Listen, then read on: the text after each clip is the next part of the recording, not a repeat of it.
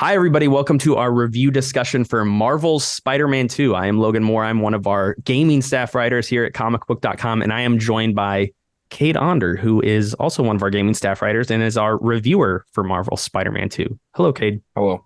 You've got the Spider-Man there. You've got it all set up. I do. You and I have been playing Marvel Spider-Man 2 for past week or two now. We've had the game for quite some time. We've both 100%ed it. Mm-hmm. Broadly speaking, what do you think about what Insomniac has done this time around? I feel very positive. I would say I think the story of the first game is like a smidge better, just a little more tighter, less going on, easier to focus on the emotional core of that story as opposed to this one. But the gameplay is bar none, like just probably one of the best superhero games I've ever played. Like, I really don't know about you, but I never thought in my mind, I'm like, where do you go? Because it was so perfect already. And they've like just cranked it up to 11. I don't understand how they did as much as they did, which gets me even more excited for a potential third game. You know, it's like, where can you take it from here? And they already proved me wrong once. I trust they'll do it again.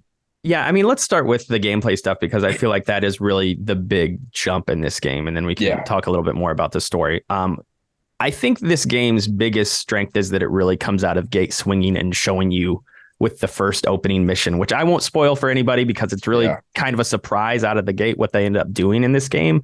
But that opening 30-minute chunk of the game, I think, really shows you like the improvements to the combat and to the traversal, like right off of the bat. And sets the stage perfectly for everything else that is seen throughout the game. Yeah, I mean, again, without spoiling anything, there's a moment in that mission where you're on one side of the city and then whoever you're fighting knocks you like across the city, like literally across the city. And I was like, whoa, this is really cool. I've never seen anything like this before. And then, you know, using your web wings and all these things to get back to where you need to go. It's really sweet. They do a really good job of pretty much giving you all the toys you want out the gate, except for the symbiote. You know, that comes a little bit later. But it's really crazy how they just throw you right in. They're like, you already know how to play this game. We're not going to hold your hand. We're just going to throw you into some action. Like, if you thought the Kingpin opening of the first game was like pretty big, like this is like this ups the ante by like 10. Like, this is what most games would end with, I think. You know, like that's the kind of scale you're dealing with in this opening. I think one of the only downsides is that I don't know if the game ever tops what it does in that opening mission. I would agree. Yeah. But they really do come out swinging. You mentioned the web wings. I wanted to bring those up because those are such a key new feature of this game. And when I first got a hold of the web wings early on in the game, I wasn't sure how I felt about them. And then the more I played, I'm really impressed by how they have made the web wings feel like a part of the traversal mechanics that were already in the game, rather than it just being like these two separate elements. Like, do I want to glide or do I want to swing? Like, you can really combo between the two of them seamlessly, and it only gets better as the game goes on and you start to unlock more abilities, and you can really get across New York City quickly now. Like, there's some fantastic additions to fast travel that they've made in this game where you can just kind of go to any point on the map immediately, but you can get around so quickly now because of the web wings that I don't think I really ever used fast travel except for maybe once or twice, and that was largely just to kind of see it in action more than anything else. Yeah, I was mostly using it to clean up like collectibles at the very, very end that were on the other side of the map or whatever. But yeah, like there's been a lot of accusations. I mean, that's a strong word, but like, oh, it's just a DLC. Oh, this could have been on PS4. Oh my gosh, GTA 5 did it first. I'm like, yeah, GTA 5, go back and see how that actually works. You go, and then you go all the other side, switching between characters and stuff like that. Yeah, and now it's like that. Literally, it's not an exaggeration to say it is instant. It is not, there is no delay. There's a short little cutscene of Spider-Man swinging into wherever you fast travel to, but it's very, very brief. You're there immediately. And so, yeah, the power of the PS5 is fully utilized in this game. And you're seeing the web wings in action, and you're immediately able to recognize this really probably couldn't have been a PS4 game, because the speed at which you're traveling, both through webs and the web wings, is really fast. Like the city has to load so fast now because you are moving so quickly throughout the world that the PS4 could not keep up with if Spider-Man was a real person in this game, his arms would rip off trying to stop himself. Like that's how fast he's going. And you're going through these wind tunnels, which give you more speed and allow you to kind of like not take a break necessarily, but you don't have to be as in control of your web wings. You can just kind of let it glide you through this on rail system, but you can freely glide wherever you want. Mm-hmm. And I think what's so fun about it is, like you said, you don't have to just pick one or the other. It's more fun to combine swing real high,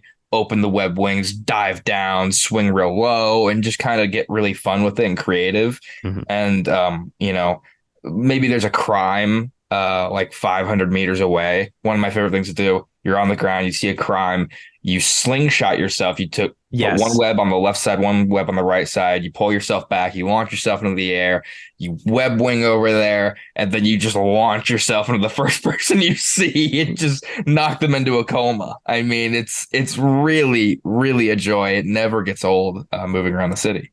Spider-Man doesn't kill, but I definitely think he probably killed some people with his moves in this game. I would rather say he doesn't intentionally kill people because these people are dead.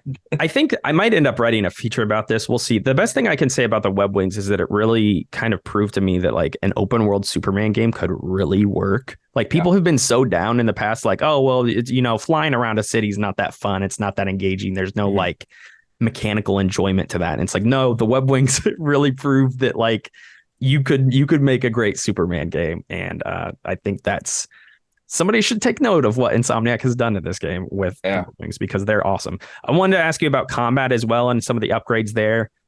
Personally speaking, I mean, everything with the symbiote is the highlight in this game. Mm-hmm. I love all of the symbiote abilities that they give Peter. Everything else I am not is like super keen on. I don't think anything's bad, but if there is one area that I feel like this game can grow in a potential third game, it would be with the combat. I think back to like Spider-Man Web of Shadows and like kind of how like air combat works in those games. I think there's still a lot more that they could do in that realm. But generally speaking, the combat's great and it's so fluid. It feels way improved compared to the previous game, but I do think there is a lot more for them to do with it.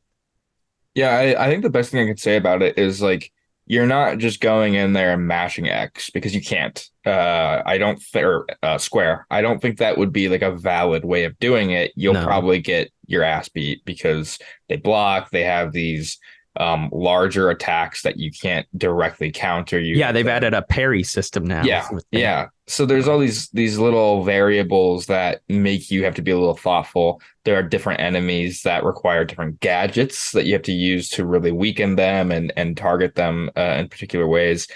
And it's just fun to be strategic with how you're attacking these people on the fly. You're not able to stop and think, but one of my favorite moves in the game is hitting someone so hard they get backed up against a wall, kind of like a boxer, and then Spider-Man will get on his hands and just like kick them over and over and over again. It's in the gameplay reveal very briefly, but it's really it's a dynamic game, I would say, is the best way of putting it combat wise.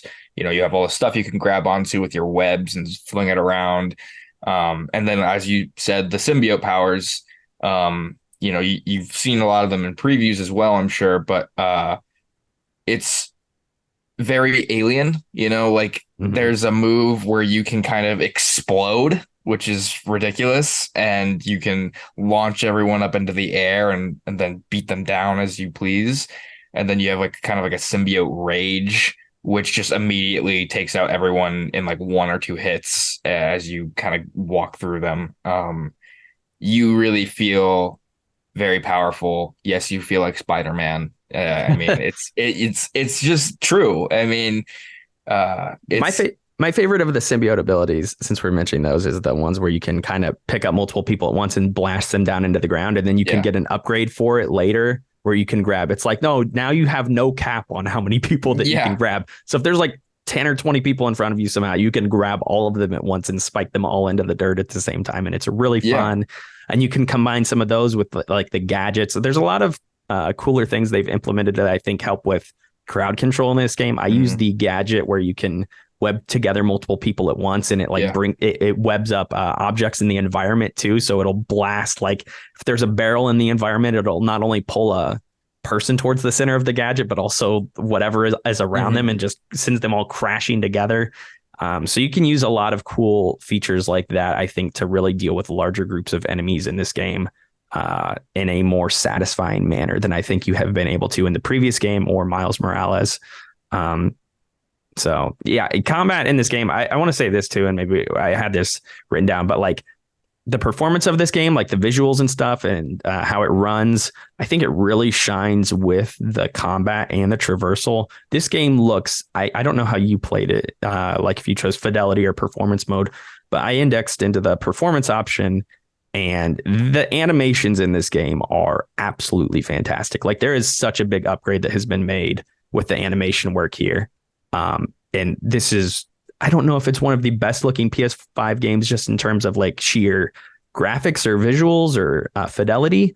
But I think it's one of the top performing. I didn't have any issues with this game whatsoever. And I played the entire game before they even pushed out I think they called it like the day 0 patch or whatever. And there's a day 1 patch coming as well. I have not had any issues with this game whatsoever, which I think has been greatly impressive. Yeah, there were some like lighting issues and cutscenes. I don't think anyone listening to this will see any of that. That was like, they told us that, hey, there was an issue with like processing a patch before we could get review copies out, which is fine. So, but I mean, that was the only thing, and it wasn't like atrocious or anything like that. There are, again, going back to how fast you move through the city and how much is going on at times. It's amazing. I don't see any noticeable frame rate drops or anything like that. Like, for an example of how chaotic things can get, you can have every faction of enemies show up during like a side crime. Like, say you're stopping a burglary, all of Craven's goons, just random henchmen, and then some other factions we can't talk about will show up and just start wreaking havoc. It's kind of insane how that all works, and that you can have that many people on screen fighting and throwing and exploding and whatnot, and it's still just completely be totally stable. The performance of the game is, especially in performance mode, pretty flawless, I would say. Yeah, I feel like this is definitely one of the, I mean, I assume this will be one of the reasons that a lot of people look to buy a PS5. I think this is one of the biggest reasons so far. Like everything else Sony's been putting out has been on PS4 for the most part over the past year or two. Like I think of Horizon and God of War Ragnarok and stuff like that. If you're buying a PS5 for this game, I think this is a great technical showpiece for what the console can do, and you won't be missing out on that front. Last thing here, there's a lot of other things that we could talk about here. If you want to read more, you can check out Cade's review where he dives deeper into, side content and stuff like that. I did want to touch on the story though, and what we just thought very broadly of what they do this time around. You mentioned that you felt the previous game had a little bit more of an emotional core and had some more impactful emotional moments. I feel the same way. I will say, though, that everything they do with Venom is awesome. It is so good. This is a fantastic symbiote storyline.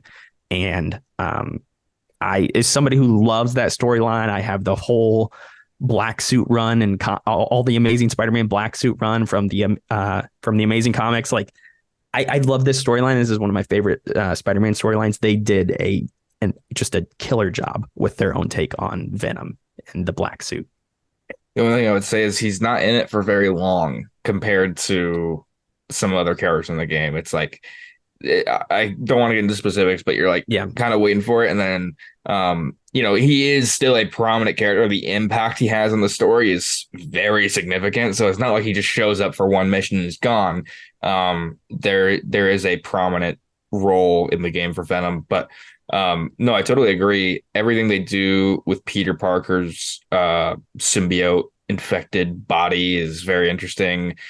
From his emotions, like we know this Peter Parker to be very jokey, very, very jokey, and he is completely devoid of humor once he gets that suit. I mean, if you go around and do crimes while he has the suit on, he just turns into the most abhorrent person you've ever seen. Like, he is not funny. He's just really mean.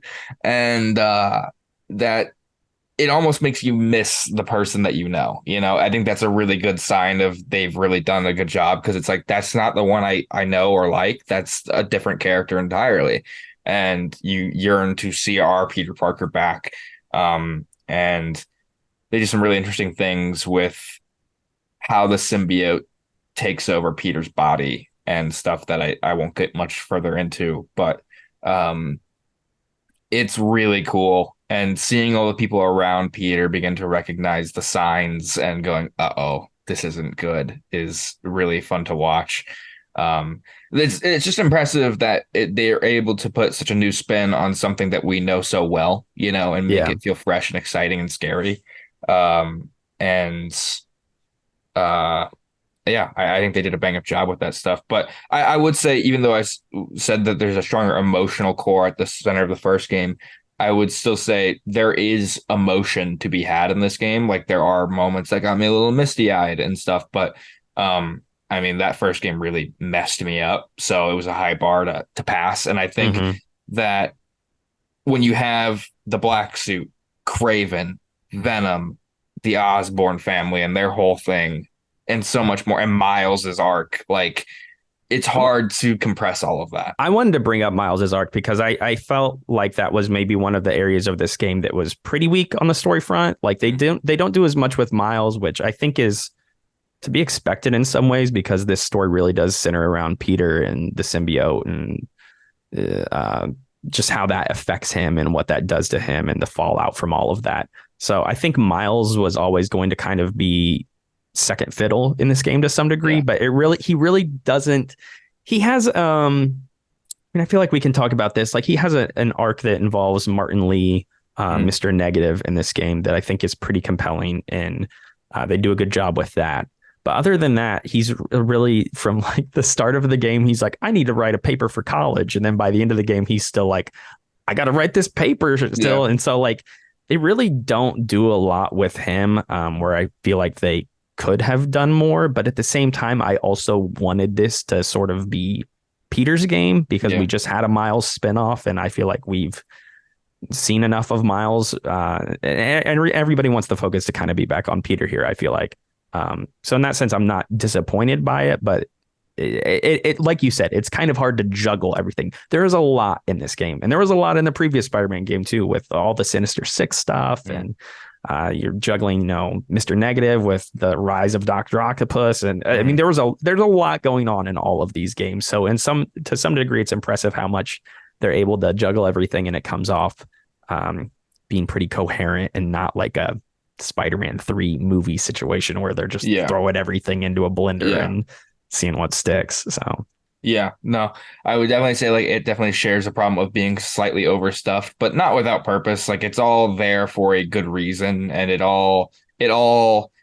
everything affects another thing. Like, the Kraven stuff affects Miles, the Kraven stuff also affects Peter, the Venom stuff affects Peter and Miles, and all these things. Like, it all works. Lizard's involvement has ties in multiple ways. He has ties to Kraven, but then he's got ties to what's going on with Harry, who's involved with Peter, and it's like there's a lot of everything that they introduce has multiple layers of connectivity to other aspects of the story.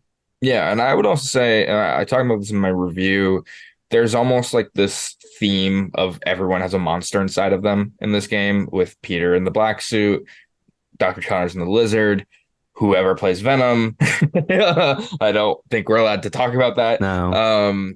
And even like Miles, like you said, with his kind of thirst for revenge against Martin Lee, like, there's this duality in everybody. You just need something to bring it out of you. And I think that's a really interesting theme that works pretty well in this game.